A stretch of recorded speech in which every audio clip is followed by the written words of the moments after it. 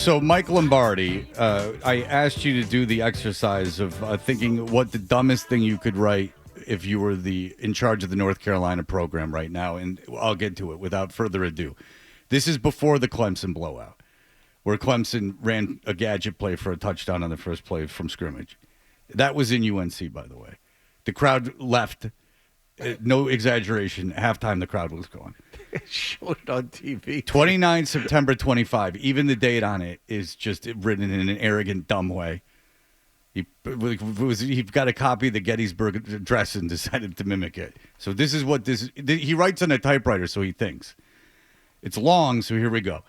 Growing up near Philadelphia, I resisted the urge to become a Phillies or Eagles fan. At that time, neither team was good, so my hometown bias wasn't tested as I roamed around the North Street playground.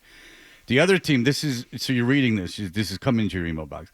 The other team, the one named after the Revolution, the 76ers, parentheses, somehow captured my heart. Since my 11th birthday, this juvenile mistake has ruined my NBA watching for the better part of 55 years, minus the time my favorite coach and North Carolina alumni Larry Brown was in charge. So in his lifetime, the Larry Brown era of the 76ers was his favorite, as opposed to the Ewing era, or not the Ewing, the Irving era where they won a championship. However, through pain and disappointment can often come knowledge, as being a fan of the team gave me a valuable team-building lesson. When new general manager Sam Hinkie introduced his trust the process philosophy in 2013, I was reluctant to embrace his formula of losing badly to win eventually. I hated it then, I hate it now. Not competing to win goes against every part of my sports executive philosophy. I felt Hinkie's method to rebuild the team was wrong. However, his messaging to the fans was brilliant. From his introductory press conference, everyone except me jumped on board. Hinkie's messaging made every fan feel a part of the rebuild, which allowed them to feel a sense of belonging. He was simply exercising the second rule of leadership. Okay. Management of attention, continually explaining the plan of action to the organization, which we do daily. By including his fans on his messaging, Hinkie built a strong community of supporters. I'm not going to go into detail on everything. That's stupid and wrong. Okay? Everything. His Larry Brown poser filleting is just all of it's wrong. Mm-hmm. I'm not Sam Hinkie. How about that? All of that, and you're not that guy. I mean, this guy is nothing but transparent. Oh, I'm not telling you we want to lose to win. Well, you are.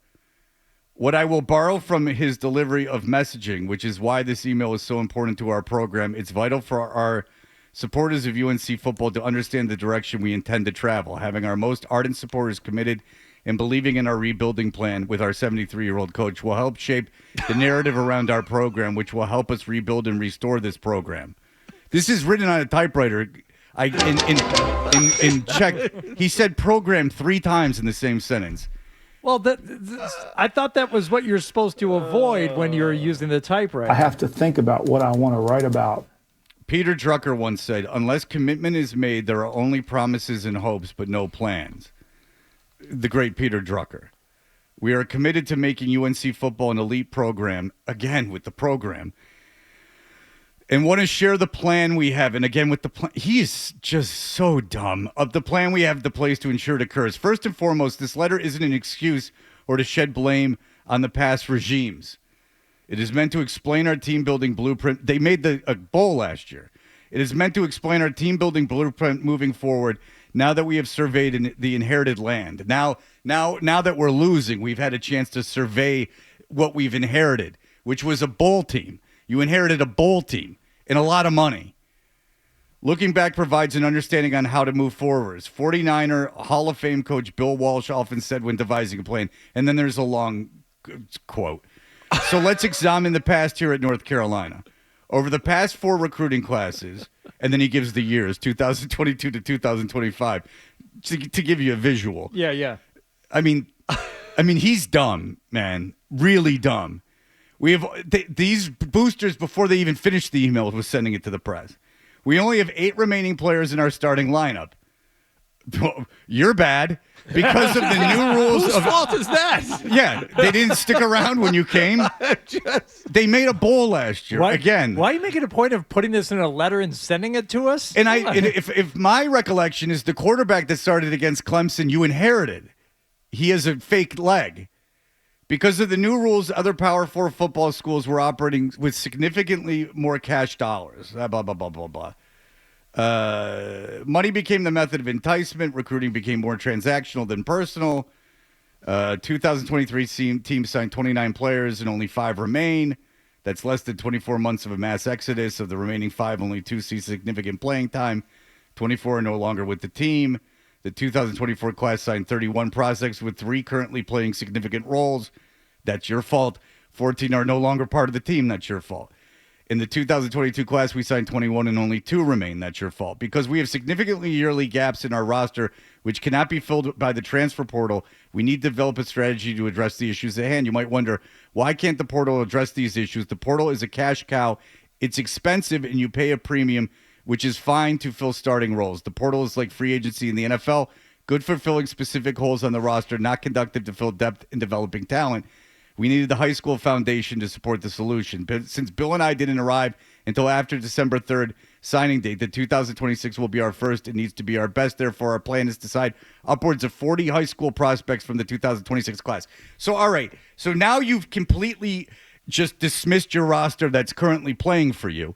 So everyone that's on that team, you're telling them that they're worthless and stopgaps that you are looking to replace in writing to your boosters. So now if I'm on that team, I'm not trying at all. F you. I'm not. What do you want? You're asking me. I'm paid. I'm transferring immediately. I'm getting out of there as soon as the season's over. I might even try to keep my eligibility. I don't know what the rules are, but I might just pull out now. You've already screwed me professionally. So you're telling the existing players on your roster that they suck. Then you're saying to your boosters, we signed 40 freshmen, so that's double what we normally do. So 20 of them are going to suck?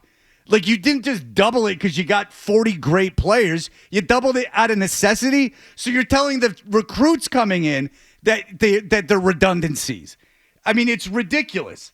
I don't even have time. Oh, my goodness gracious. It's long and long and long. Bill was 6-10 and 5-11 his first 2 seasons in Cleveland. And then where did they do? In New England. He was also a lot younger. How long do you think Bill's going to hang around? I mean, remember Bill Walsh, old Bill Walsh, when he went to Stanford? Like, man, is he old? He's hanging on.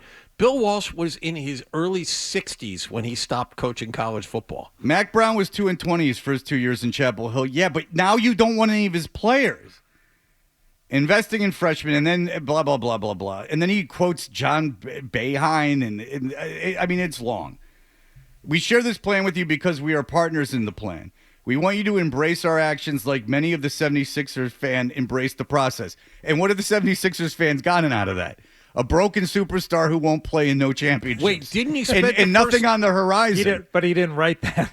Yeah, this big plan that you're led to nothing, led to futility. You're a disaster of a franchise. Pick a better example. Yeah, can you pick a championship team or a team that challenged for championships? You picked in an era of the same team. That's not a good era. There's an era during your lifetime that they won and were the belle of the ball. And they had cool players with cool nicknames, and they were smashing backboards and everything else. But the history of the 76ers, you dolt, in your 70 years on the planet, is the current form of the 76ers. And is that GM Hinkie even there anymore? Is he even the GM? There's no way he's the GM anymore. So. If he is, he's on the way out. He picked a failure of a GM and a failure of a program, and in the process, just Agent Oranged the whole program that he currently has and the incoming group of freshmen. So he's saying trust the process now, or he spent the first 5 minutes of that letter saying that everyone except him trusted the process earlier. Yes. He was the head coach. So he's gone all the way around and taken a dump on the first part of his email. And by the way, he's not insulting the past regime because he said he wasn't. And then proceeded to do so. It, yeah. Which he's so smart that no one of the boosters that have the dispendable the income to give to a stupid college program. When was the last time any of you gave money to a college football program? The answer is never, because you got to have like an insane amount of money to play with to go. Hey, what a waste of money to go throw it at some effing college football program. It's like paying extra to like see the Patriots win. It's asinine. But regardless, you have too much money to do that. And you're thinking they're dumb enough to like buy this crap? Oh my goodness. They got the letter, you idiot, which said program 55,000 times and thought you were smart because you quoted people. And they turned it around to the press. It's such a disaster. He's such an idiot. It's almost unfathomable. Can you imagine being a kid on that program? You got to play this season, you idiot. What are you going to do the rest of the season? With it, you just told everyone. What, did you think everyone was going to hide the letter? You wrote it down, you stupid idiot.